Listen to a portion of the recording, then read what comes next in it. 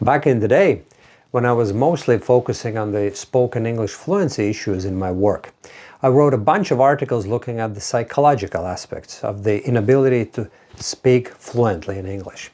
Just to give you an example, one of those articles was looking at the fact that you should not be trying to speak too fast when speaking in English, because if you do that, then you will quite naturally start stumbling upon words, hesitating, and eventually you run the risk of getting stuck and won't be able to say anything at all, right? Another article was stop comparing your speech with that of someone else's when speaking in English, in particular with some native English speaker, right? And I was basically going through all of these issues myself, and I wrote this advice based on my own analysis, what I realized to be true back then, right?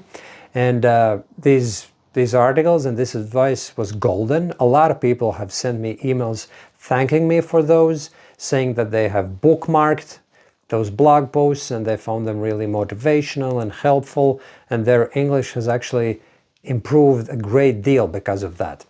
But little did I know back then that there was still a missing link. And now I know what that missing link is. It's the subconscious mind, right? Yes, one thing is to kind of consciously try and not compare yourself with someone else, yeah? And try and be authentic. That's one thing, but quite another thing is what happens in your subconscious mind. Because guess what? Most of our actions are driven by our subconscious mind. They're automatic.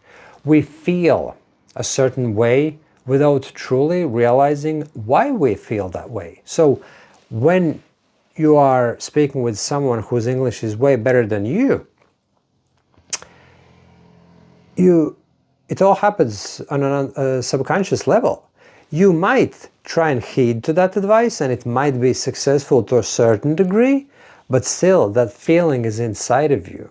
You have that irresistible urge to be like them, to be better. And of course, there's nothing wrong with trying to be better. But if that trying is almost like pathology, right? It's something very extreme to the point where you constantly criticize yourself for not being good enough, then it has a detrimental effect, right? And it's very difficult to deal with these issues just by way of sheer willpower and conscious effort. Yes, you can do something with that, but not to such a degree that you would eradicate these issues completely and forever. This will keep coming back again and again. You see, we are driven by our subconscious programs. When we were young, when we were just kids, we were shaped by the society where we grew up in, by our parents, by our peers. And now, when we feel a certain way, we just don't know why we feel a certain way. We just do. We just assume that it's who we are. We assume that it's just part of our personality and that's the way we are and there's nothing that we can do about it, you know? And I see tons of such articles and advice, and I'm sure that you've seen it too, starting from, hey, just do it, you know? The famous Nike slogan, right? Just do it. And yeah, it's all nice and well. And sometimes sheer willpower helps, but by and large, the real core, the real root of the issue resides within your subconscious mind.